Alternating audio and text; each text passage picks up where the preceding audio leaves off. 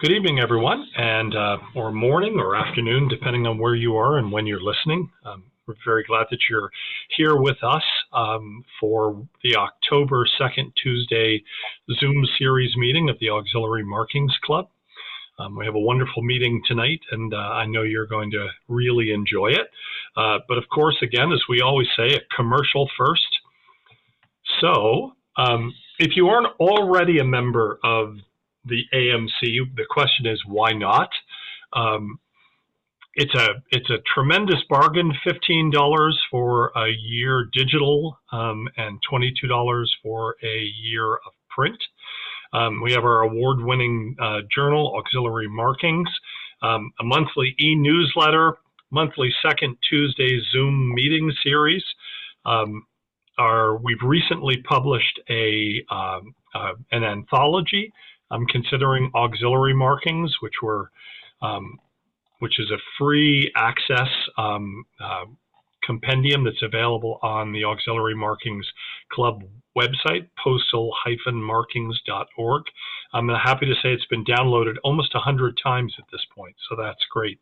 And we're embarking on our first online virtual exhibit in October of 2026. So there'll be more to come about that. So we'd love to have you as a member if you'd like to come. And if not, you're always welcome just as a guest. So we have a wonderful speaker tonight. I have to say that I'm always thrilled when Arnie comes to an RPSC meeting because I know that he's going to share something that I have never thought about. In every sense of the word, this man knows more about more things than anyone I know. So just a little bit of background. Arnie's a retired engineer inventor and a member of the Brantford Stamp Club. His passion is collecting the full spectrum of used Canadian varieties, including reentries, plate flaws, printing errors, bisects, unusual postal markings, etc. He also collects postal history from the Victorian to the Elizabethan period. And Arnie is a member of the British North America Philatelic Society, the Royal Philatelic Society of Canada, and the Philatelic Specialist Society of Canada, with which we published our joint anthology back in the spring.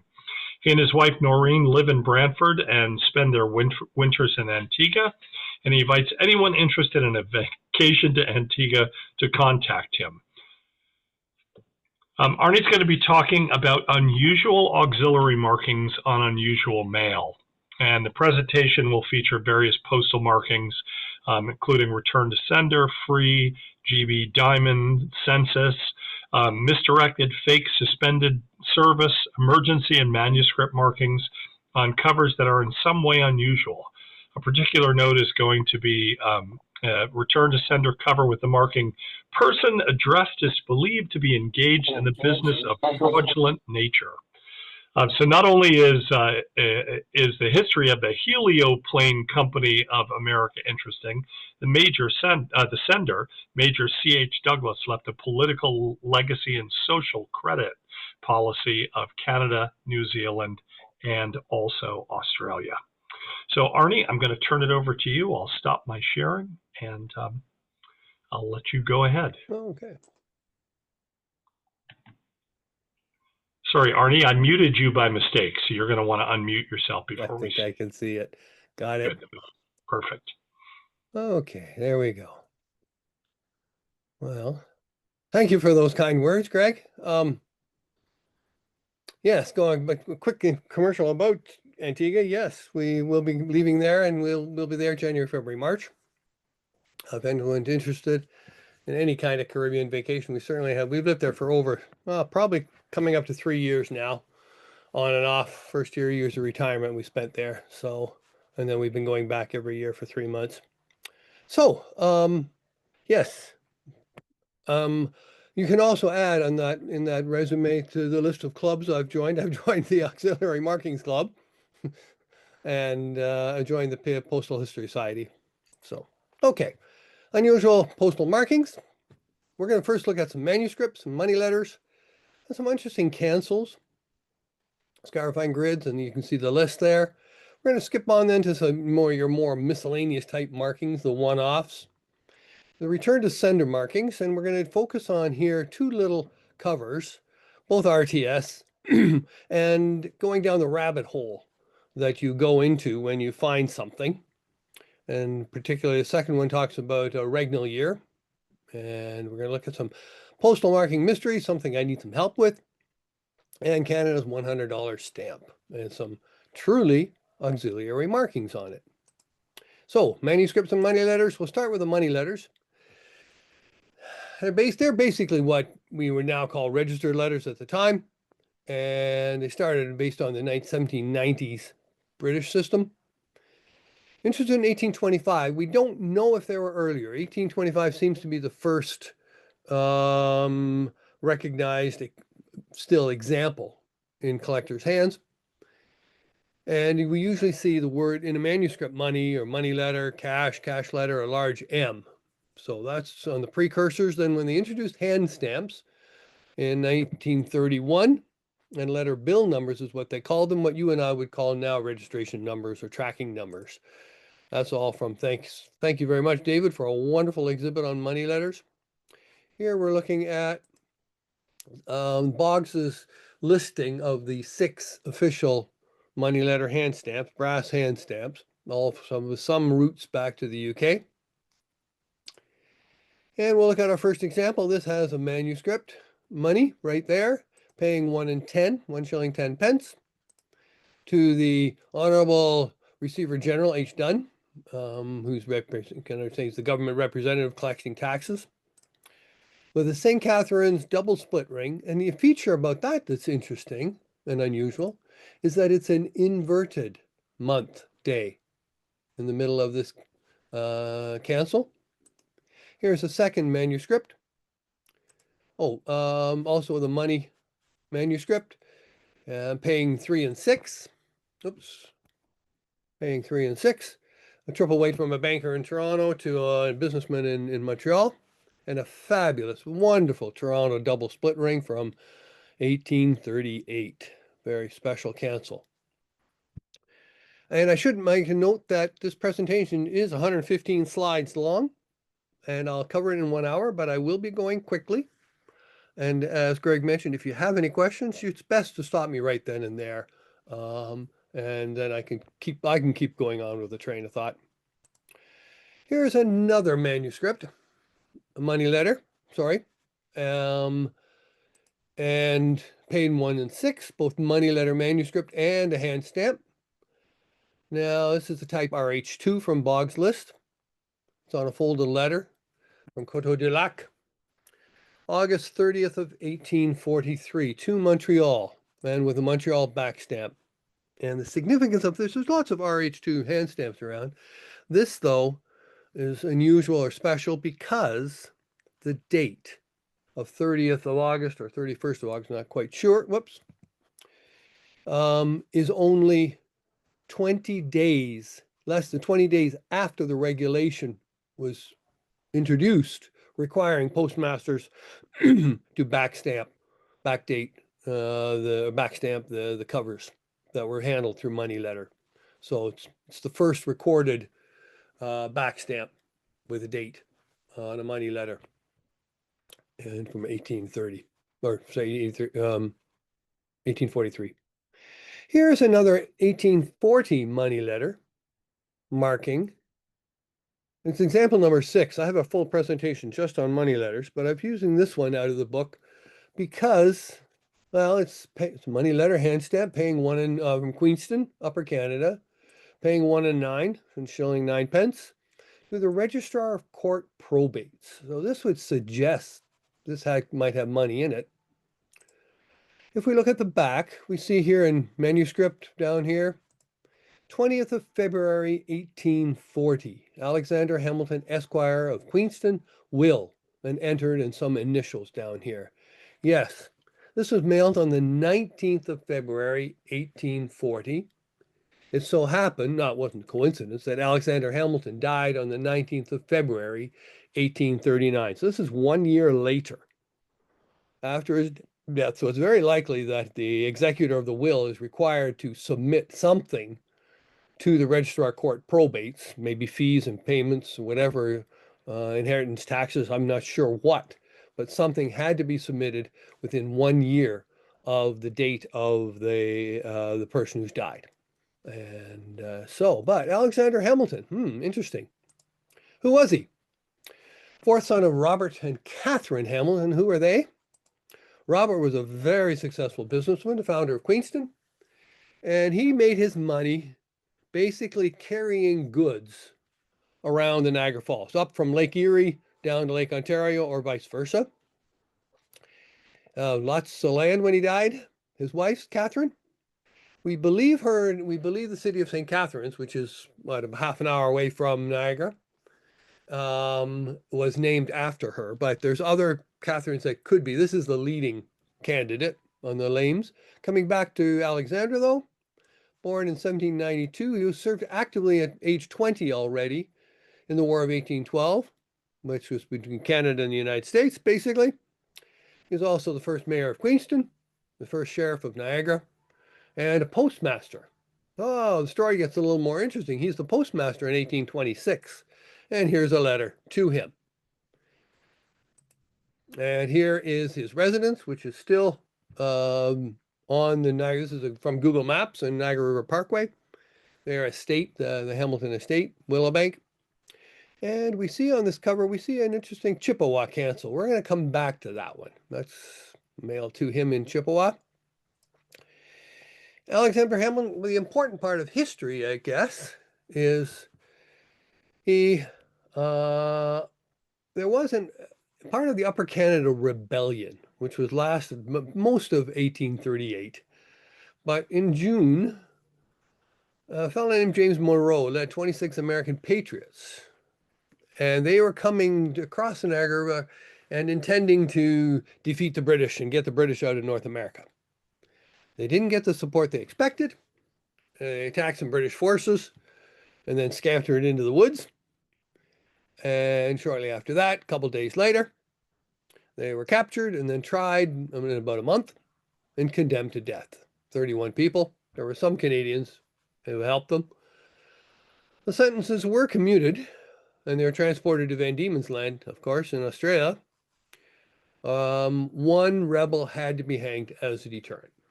Now the story gets a little more interesting.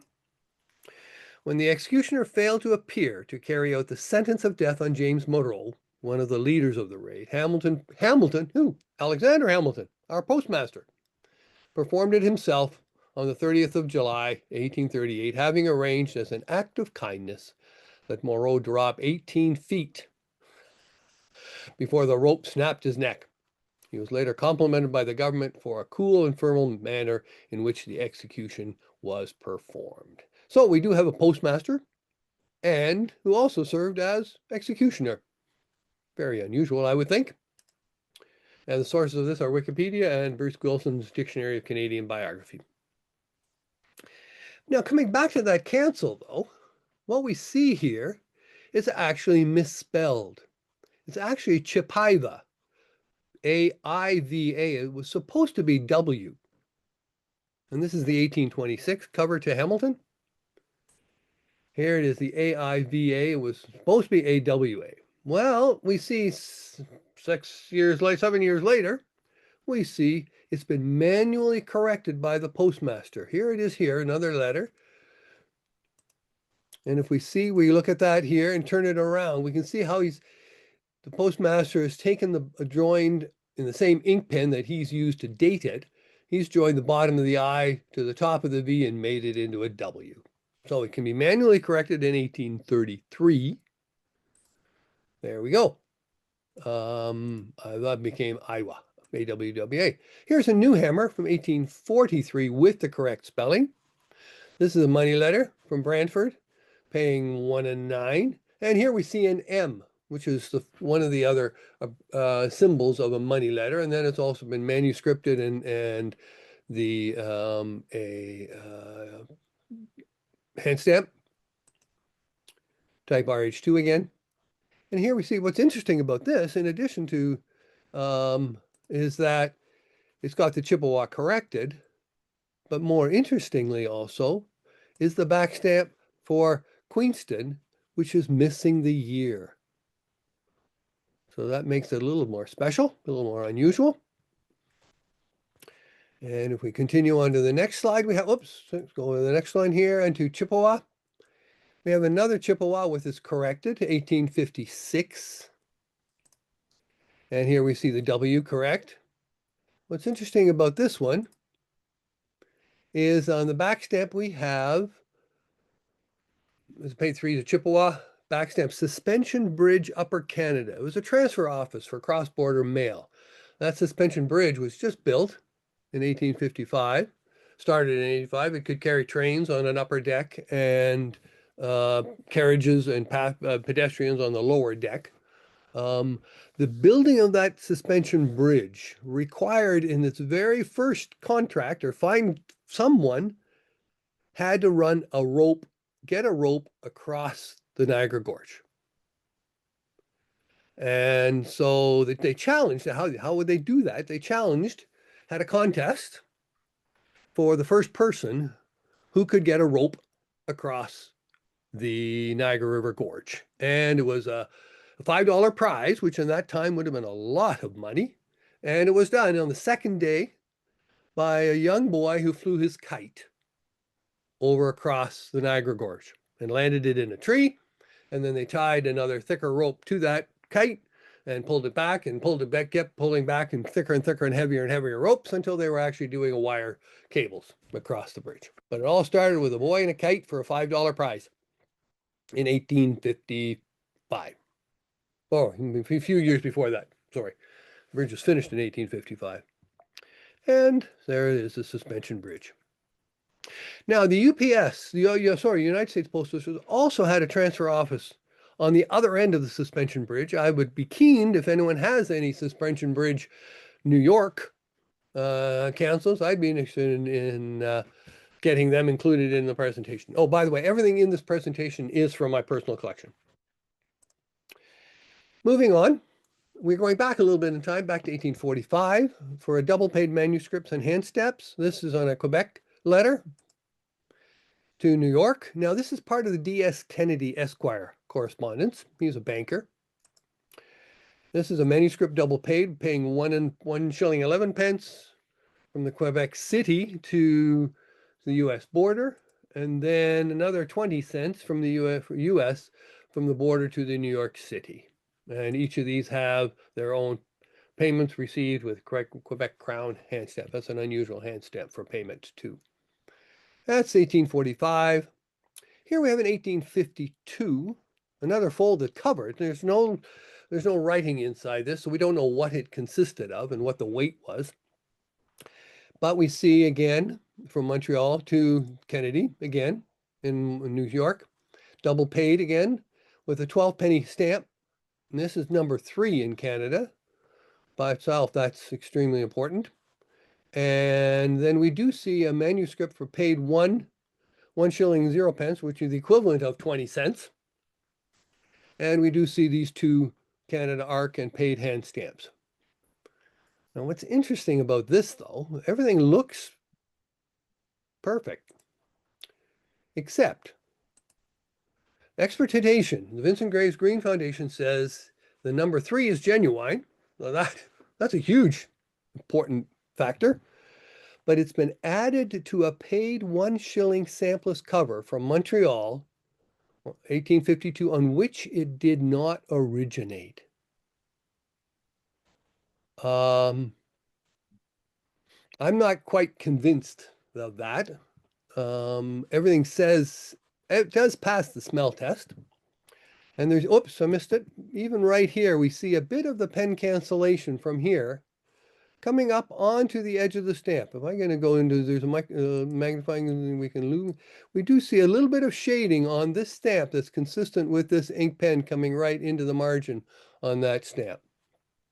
So I'm not convinced. It does seem to be, everything seems to be right. The only question is, why was it paid in shilling instead of 20 cents US? It should have been paid marked 20 cents US instead of 1 shilling and 0 pence, which were the same amount. But except for the fact that the postmaster, this is also a very early 1852 cover. The later 1854 covers with the 12 penny to Esquire, Kennedy correspondence, have paid in 20 cents rather than 1 shilling. Here we have another 1846 circular date manuscript. That's kind of unusual. I haven't seen, this is the only one I've ever seen. It's an HMS letter, paying 1 4. And it's a letter the Receiver General explains about customs and money and pounds, and there's money included. It talks about money included in it. Here we have a Legislative Assembly shield, very unusual again, from a letter from John Hilliard Cameron, Queen's Counsel. He's the representative for Peel, actually, in the legislature at the time. And here we see a very unusual Legislative Assembly shield. That basically entitles him to send free mail. And here's a picture of him. Here we're jumping a little bit forward, 1866. This is an OHMS, free cover to Queen Victoria with 8 pence postage due. Of all people, the addressee is Honor Majesty's Service. Well, I think we should have said it should have been On Her Majesty's Service, which is meaning that this is government mail in Canada. And it has got a manuscript from Glen Nevis, Canada West. We have a manuscript for OHMS, On Her Majesty's Service, free, and via Canadian steamer. And there's also, in 1840 though, Queen Victoria waived her OHMS privileges and postage was required. There's speculation as to why this big 8 is there. It's either would have applied if it was sent from Quebec, 1 pence internal, 3 pence half fine, and 4 pence steamer rates, or alternatively, Portsmouth's 8 pence incoming ship letter fee could explain the postal marking. Whether or not Queen Victoria actually ended up having to pay for it, there's no suggestions anywhere on the back that she did, but those are 2 theories. And here we do see some back stamps from London, indicated that it missed the Canadian steamer. It went out of New York instead and came on the Cunard RMS Persia, based on the dates of the back stamps. This is illustrated in Malcolm Montgomery's BNAPS handbook too. Moving forward, 1939, another manuscript, 10-cent special delivery plus some Canadian special stamps on a first day cover on a Yankee Clipper, which is a first flight cover.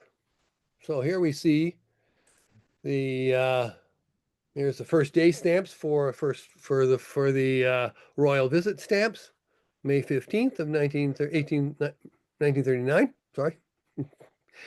And so it's a first day cover from the Royal Visit stamps. And then we see here a manuscript marking, which says, via New York and hold Pan American Clipper transatlantic first flight. And we see on the back, we see another manuscript. 2 postmasters at Montreal and New York. Canadian special delivery affixed only to expedite delivery to concentration of mail office in New York City. But he did pay the 60 cents or 30 cents. If we go back to the cover, we can see he's paid also 30 cents US postage to get on board the Clipper.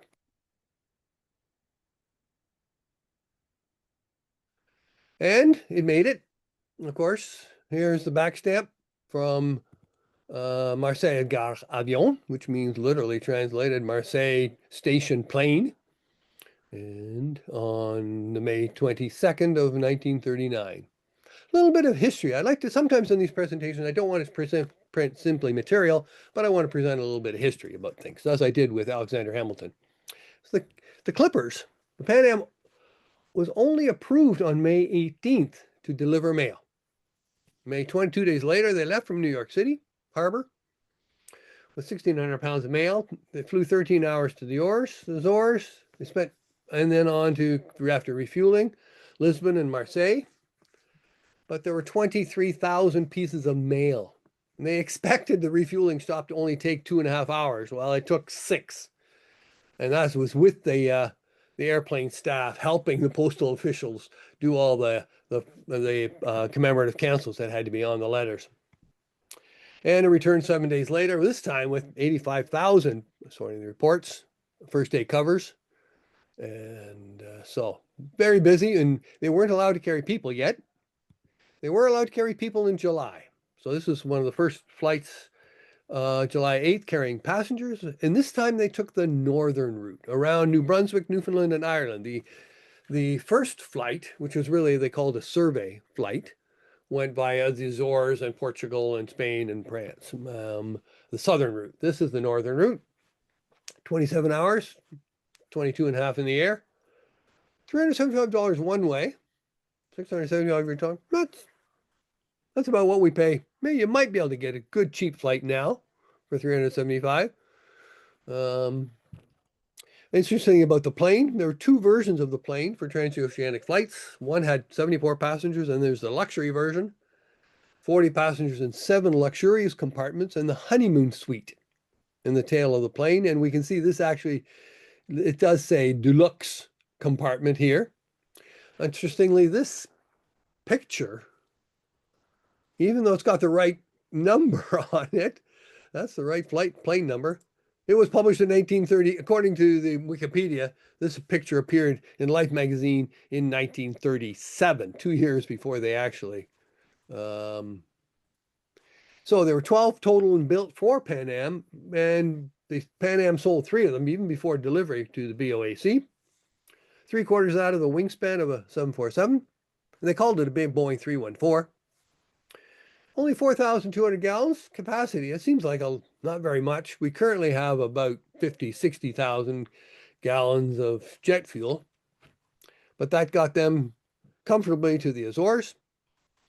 And here's a picture of the flight deck, a little more luxurious than current flight decks, I'm sure.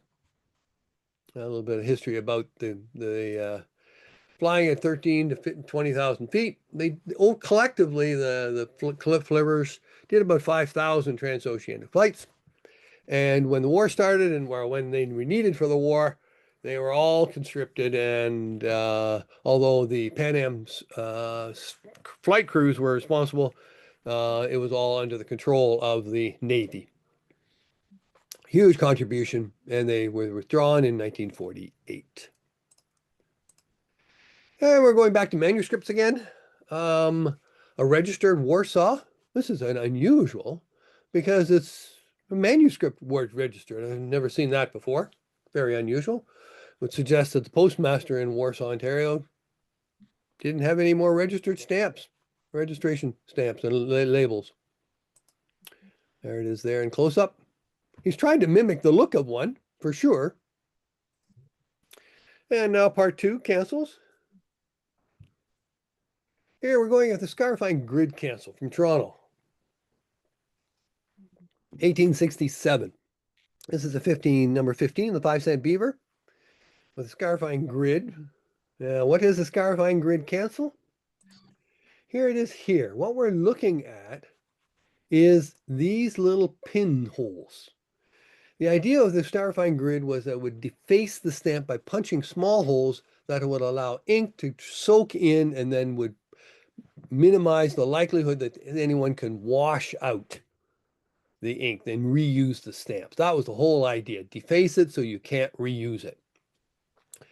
Other countries tried similar experiments. Toronto's Scarifying Grid was the only such cancel in Canada that I've seen. I've heard, but I have never seen. There could have been one in Halifax. These were all under the controls of the individual postmasters, so it wasn't something that came from the government offices.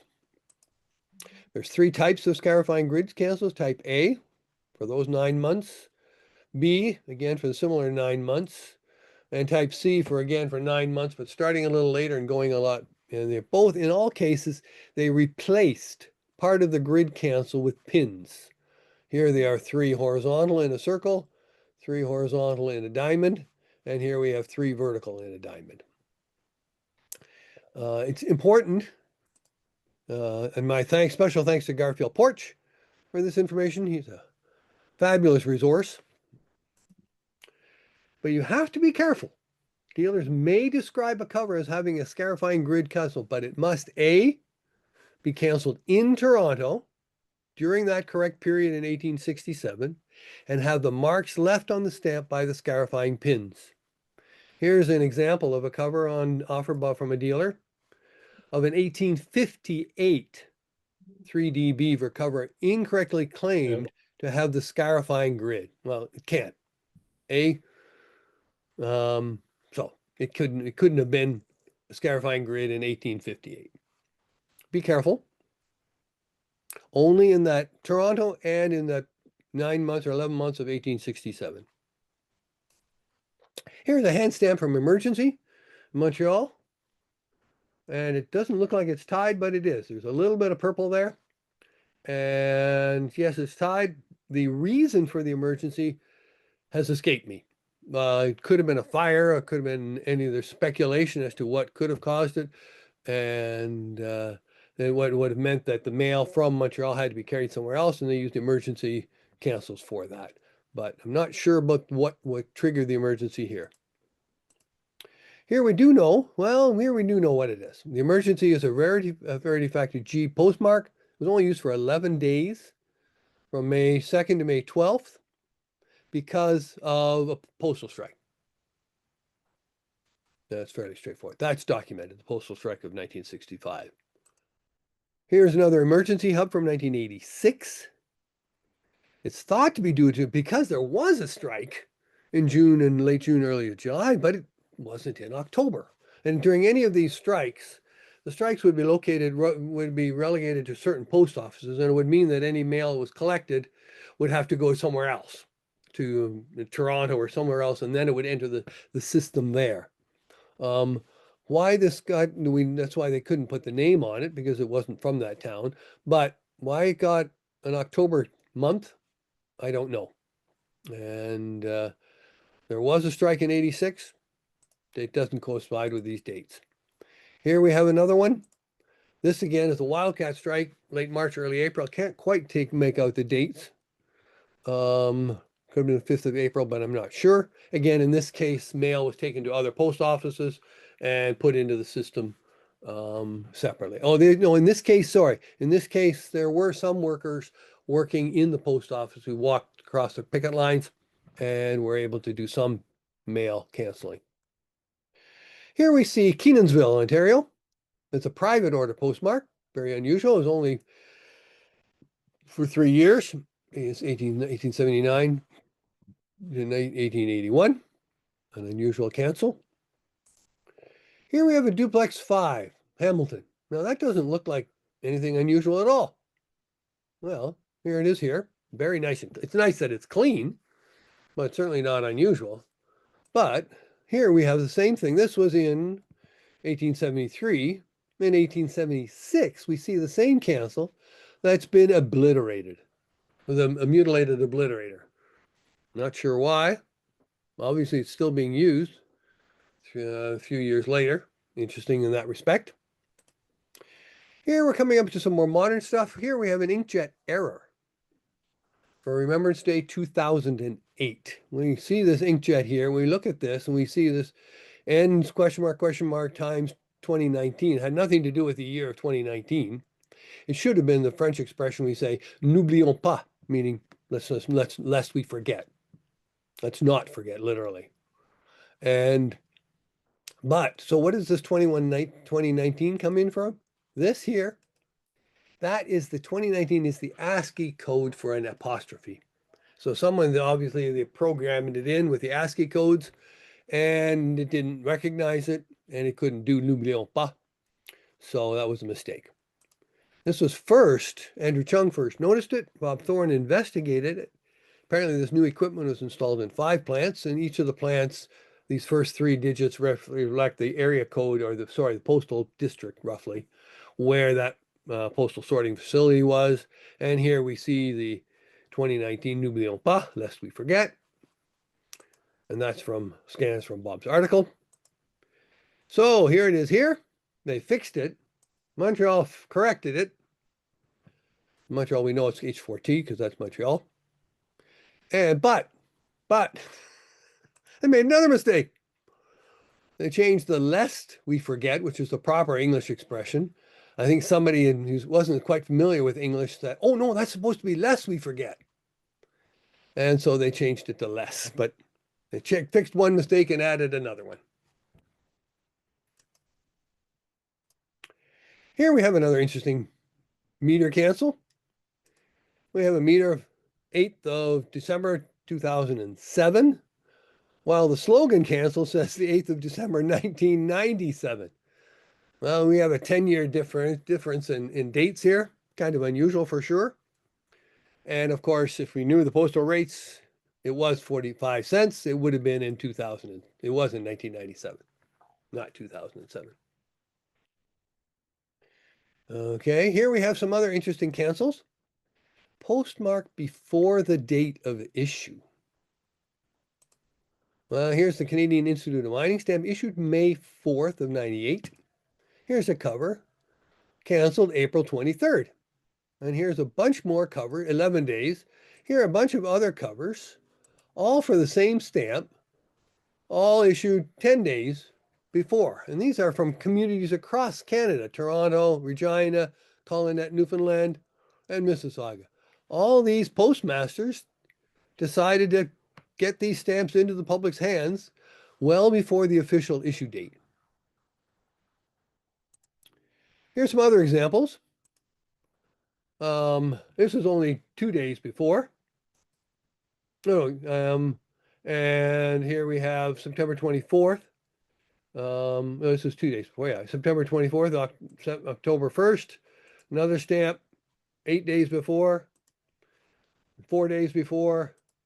And wow, that's a big one. 19 days before the issue, this was already being used. So this is all part of a complete presentation on this kind of stuff. I've just summarized it here. Quebec, Regina, Vancouver, Starbucks. I wonder if they have a Starbucks there in Manitoba. And Toronto. 5 different cities, all with different issues. If we look at here's the most interesting pair. Here we have a Christmas stamp canceled on October 23rd.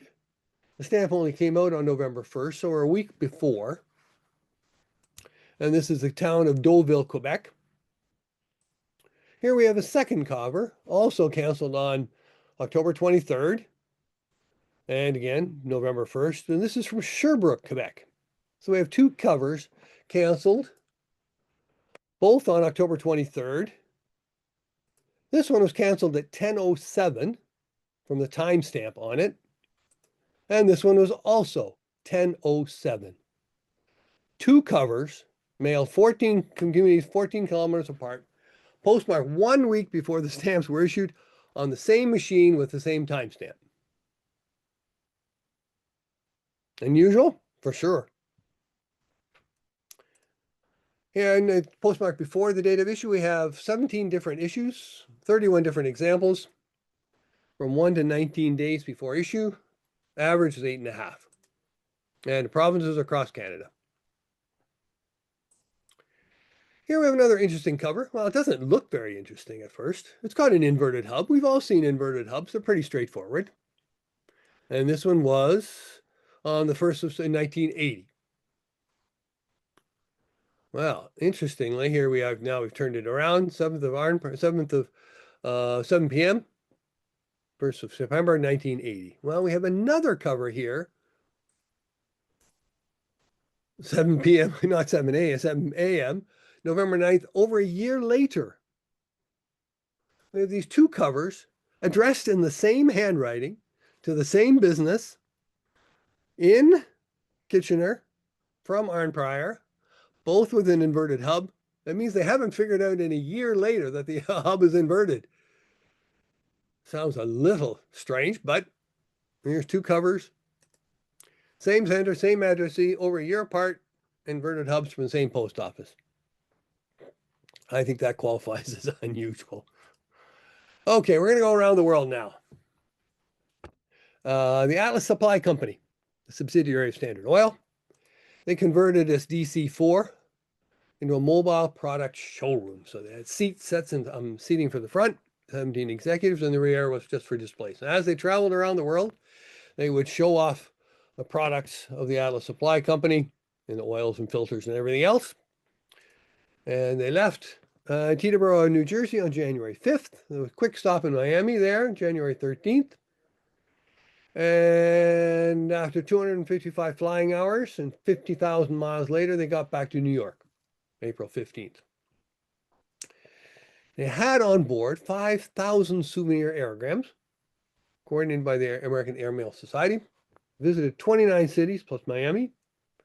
Interestingly, when they arrived in Los Angeles on the way back, or San Francisco, sorry, the U.S. Postal Service confiscated them all because they were carried outside the mails.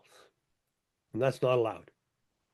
So there was some inventor intervention and to get the post office to release them because it was a fundraiser for the Damon Runyon Cancer Research Foundation. So they raised about $30,000.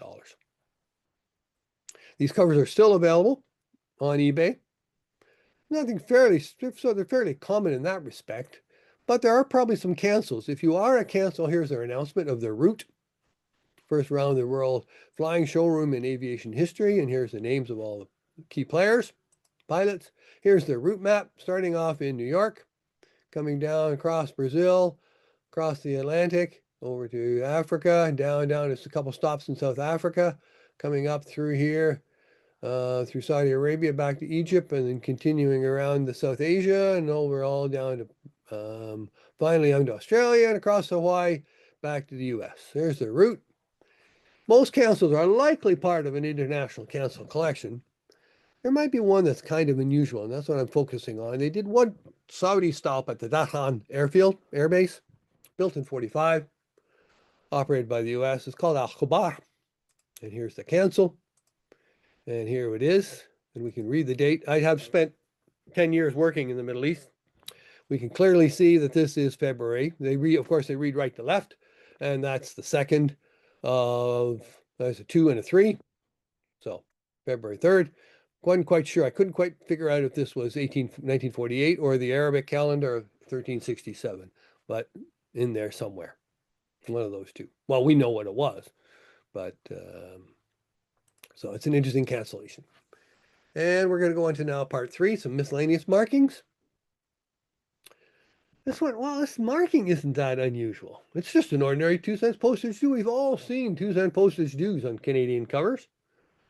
But there is a bit of a story behind it. Let's look at this. The sender assumes, he's in Regina, and he assumes Regina Beach is local. So it's eligible for 2-cent postage. Local mail, 2 cents. He applies the 2-cent mufti in a brown. Then it gets a Regina cancel, slogan cancel, July 17th. There we go. Post office did not consider it local. Regina Beach is 54 kilometers away, and it charged 2 cents postage due. It should have been 3 cents postage, but the postage due is also, so 1 cent, double the deficiency, makes it 2 cents. So the recipient, there was 2 cents postage due, the recipient paid 2 cents with the same mufti stamp, but in the pale yellow-brown shade, which is a listed color variety for that stamp. And backstamp Regina Beach, CDS, July 18th. So we have got, there it is there, we do have 2 shades on a proper postal use, separate post office cancels, and definitely not philatelic. So that's kind of cool, I think. Unique, if it's not unique, it's certainly rare.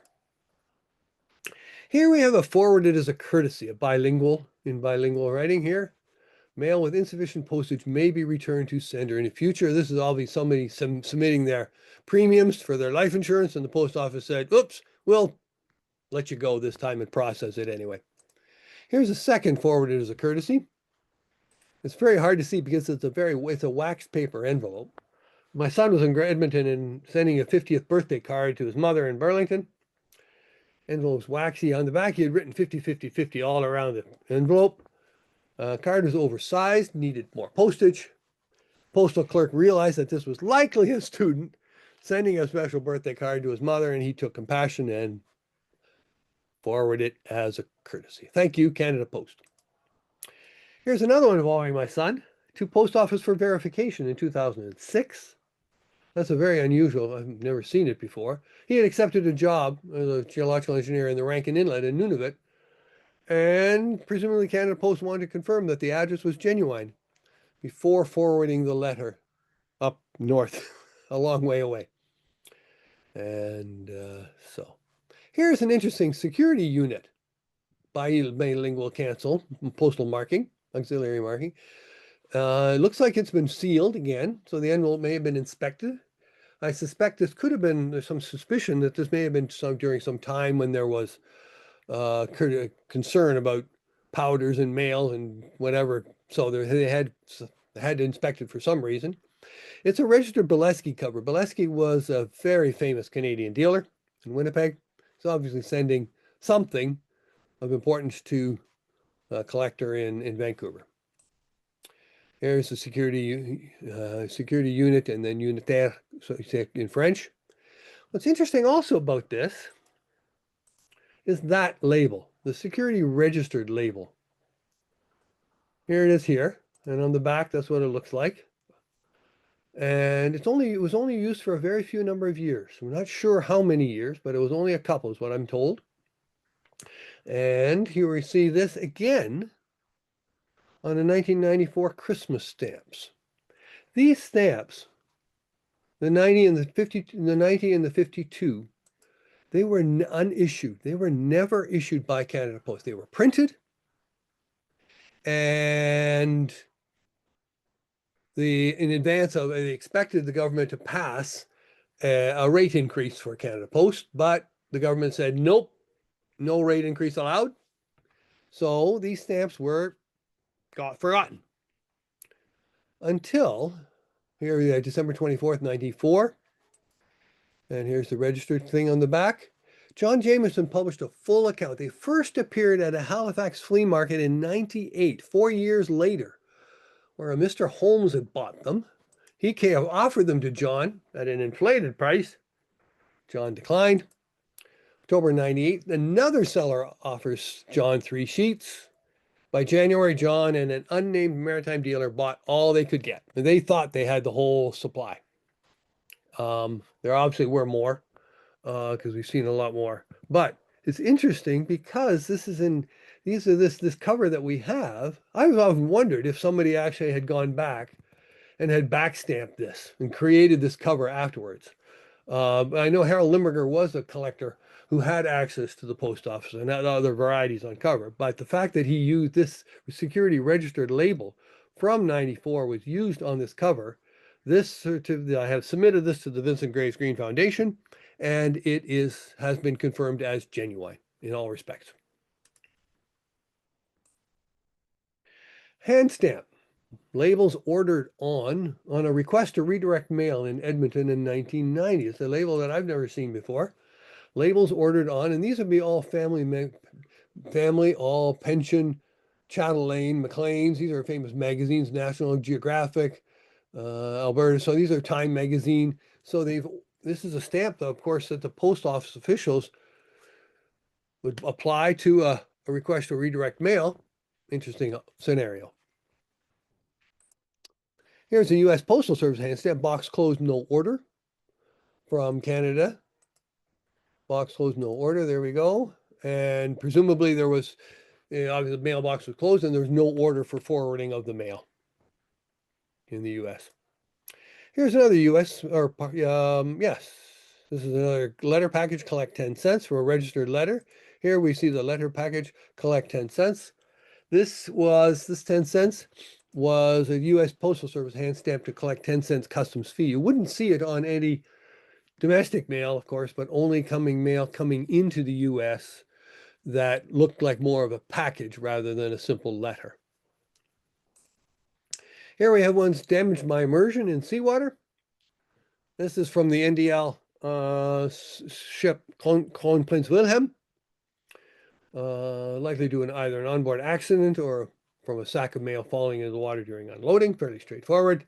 It got wet and damaged by immersion in seawater. Here's the front of the cover. Oh, here's another one.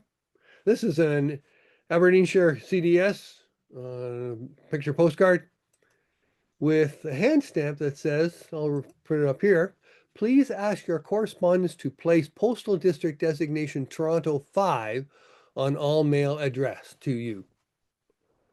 I haven't figured out, I haven't seen this on other ones. All the obvious questions, were there separate hammers for each postal district? No idea. There's a mystery there.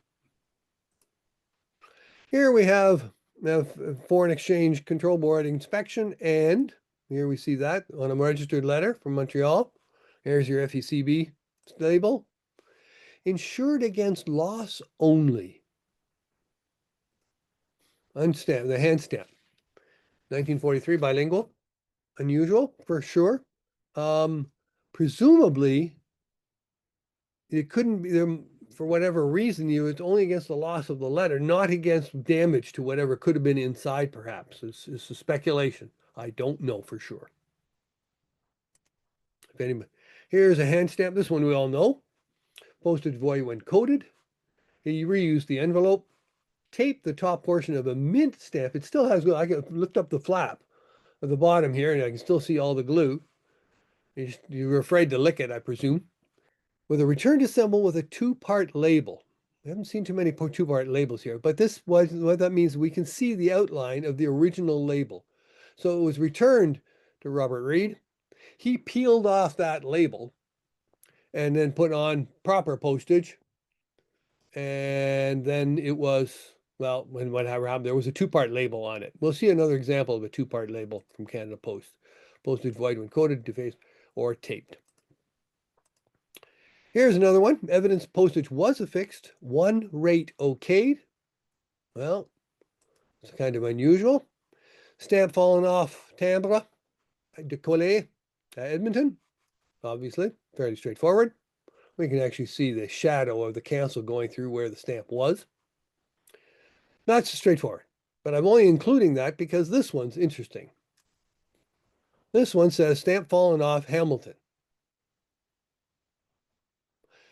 Well, has it fallen off? Originally, it was short paid, 34 cents postage due, and then somebody decided, no, the stamp was there.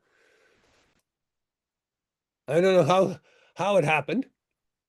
Stamp falling off when it really is what Rudy was a dealer who did this kind of stuff, made up funny mail, and he would sometimes glue them face down when they, especially when it had the glue was on the face of the stamp rather than on the paper side. He would glue them down and still use them. So, but he was a trickster. This is just pure and philatelic fake, made to look interesting, but it doesn't defraud anybody. Well, maybe it did.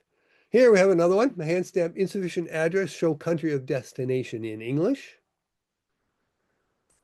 Well, I think what was confusing here is this, and it's in Nyon, is a Swiss city, and this is the postal code for the Nyon, but he put USA in here. And so that, I think, confused somebody, and it got sent to the dead letter office and got reprocessed again. So unsure how it finally got back to wherever, because it's been gone through the two different post offices. So here we have an ambulance cover from Hamilton, 2006. We apologize. This was a letter addressed to me. Ambulance cover is to me. What was special about it? Well, this I guarantee is probably pretty unusual, maybe not unique.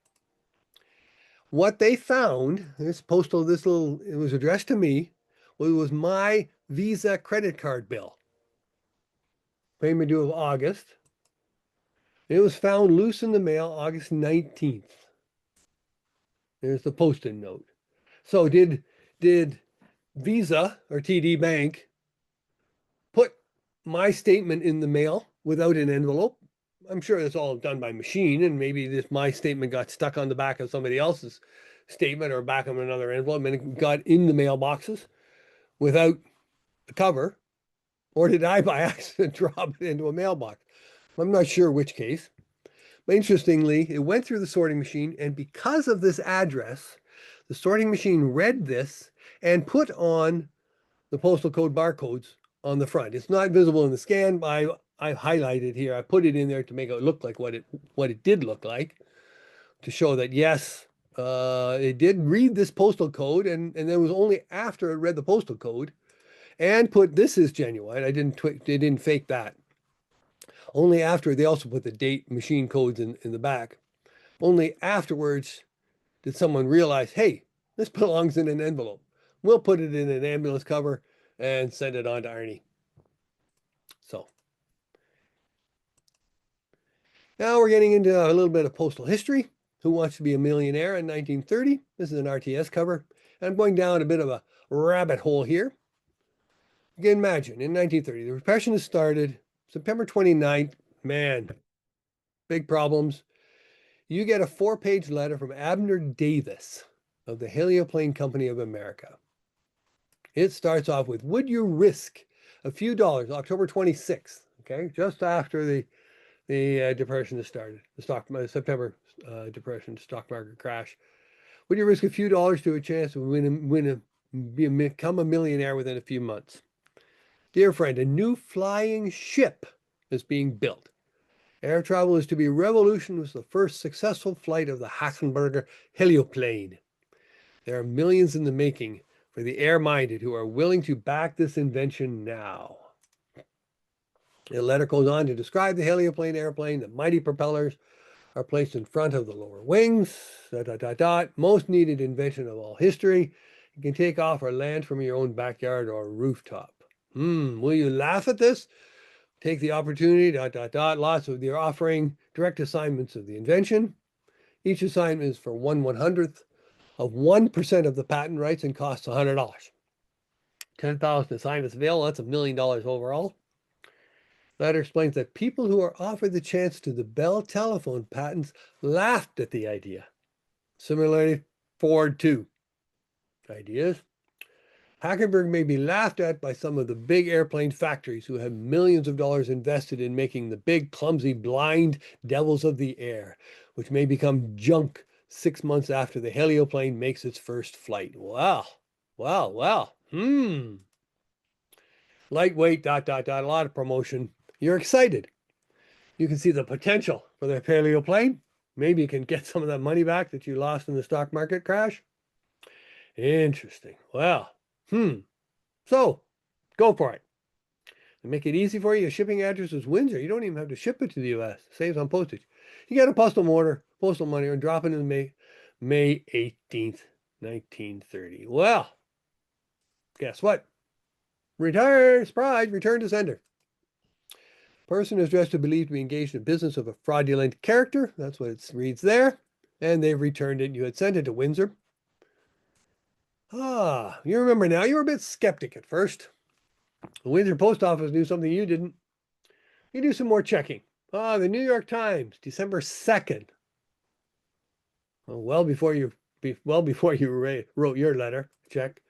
Helioplane shares face state inquiry.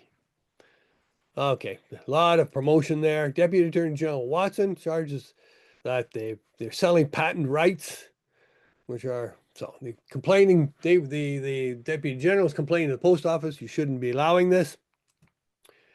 So in November, New York Times, February 12th, 1930, the Assistant Washburn again issues a second request to the Postal Service to investigate, protest airship stock sales, sends complaints to Postal Department.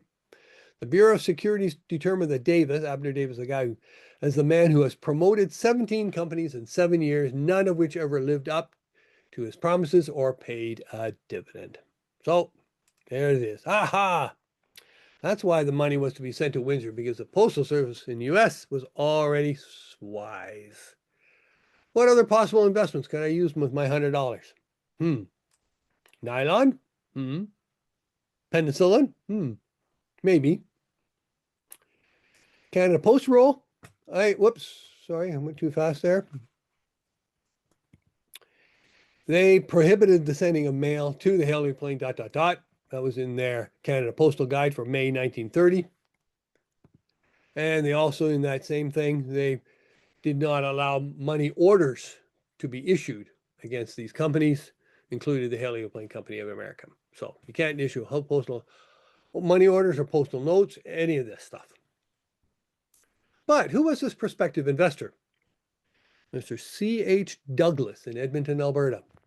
Here's a picture of Major Clifford Hugh Douglas. Engineer and economist. He, in 1923, had proposed this social credit monetary system. It led to the formation of the Social Credit Party. And in 1930, when this letter was mailed, he was a consultant to the Alberta government. In 1935, the Social Credit Party in Alberta became the governing party, won the elections. Municipal records show the City of Edmonton Mayor James M. Douglas lived at that address, but I haven't been able to make any familial connection between Major CH and the mayor. Interestingly, also, his economic policies led to the formation of a social credit policy party in Australia and in New Zealand. And in New Zealand, they actually called it the Douglas Party. Here's a picture of Major Douglas spending a prosperity dollar. That's what it was part of his campaign from the Glenmore Museum Photograph Archives. Now we're going to move on to a little bit more of another piece of postal history with a bit of story, the regnal year. Here it starts with Mr. Kusakabe of Japan sends a letter to Mr. Ryan in Toronto, postmarked 7/2/28. So is that the 7th of February, 28, or July 2nd, 1928? Neither. The format is year, month, day, but the year is the regnal year, i.e., the number of years the current emperor has been on the throne. So if you see Japanese covers, that first digit is the year, and you have to either add 1867, 1911, 1925, or 1988 to the postmark year. So this is definitely adding 7 on to 1925 gives you 1932, February 28th. And that's consistent with the manuscript here where Ryan pencils in the date he received it, which is 2 weeks later, March 11th of 1932. So it's the regnal year is important in this one. And then we see Mr. Ryan sends his reply, paying the 5-cent UBO rate, postmarked July 6th. Japanese receiver marks it 7/8/31, 7/8/31 down here, August 31st in the regnal year format. Japanese post office replies inconnu and return to sender. 7/9/32 here, they've switched to the Western format, meaning July 9th of 32. And the Canadian Dead Letter Office Inspection Division gets it September 24th. And they put it onto a hearse cover. I don't know. I don't call these ambulance covers because they're dead letters. I use ambulance covers when they're damaged letters from plane crashes and explosions and whatever other recovered from sheaths. But this is a dead letter, so I don't use ambulances. If it's a dead letter, I use a hearse for it. So it's a hearse cover, 3 cents postage due. He applies the 3 cents in postage due stamps and wonders what happened to Mr. Kusakabe. Why? What happened? Well, my instinct says that perhaps it was rejected by the company mail staff because Mr. Ryan had marked personal on his letter. And that would be inappropriate in the Japanese business environment to use the company's resources for personal business. So that's my own instinct, or whatever. Mr. Kusakabe had left the company and wasn't around. Who knows? Here we have both a registered and a return to sender hand stamp. This mail is for wicket delivery only, and addressee must claim it in person. Obviously, the bank really wanted to make certain that Miss Collins got this letter. And unfortunately, it was returned to sender. We have a hand stamp there, pointing hand. Here we have another RTS, temporary suspension of postal service. This happened during COVID. A dealer in Vancouver is sending me an auction lot I've got, and it was a 2-part label was attached, returned to sender, and then when because there were no flights coming to Qatar, I was living in Qatar at the time, and there were no flights, so then when plane flights were restored, you pull off that top label, resume service, and you put it back in the mail. Those are the instructions. You can repost this item without charge when service resumes. So fairly straightforward. Here is another one initially sent from my daughter to me in Qatar, 20th of July. I got it back, remailed again, October 24th. I got it later. Postal marking mysteries. We're getting close to the end here. 1891 letter from Customs Department. Ottawa to Montreal backstamp. Hand stamp suggests the registration fee was not payable. But the postal guide clearly requires the fee to be paid. There's no explanation for why this kind of marking could be used for a registered service free without having to pay extra postage. The postage itself was free, but registration you had to pay extra. That's what the rule said. Here's your hand stamp, boxed hand stamp. Here's another hand stamp, again registered free. 1983 letter. Should have been payable. It's a newly recorded example. Very unusual. Registered free. Blue Fisheries and Wildlife crown. Blue stamp there. Interesting. This is perhaps the most interesting. It's a graph. Graph is LZ 127. 127 was the most popular Zeppelin airship in 1932. The addressee is Mr. Georg Hamilton,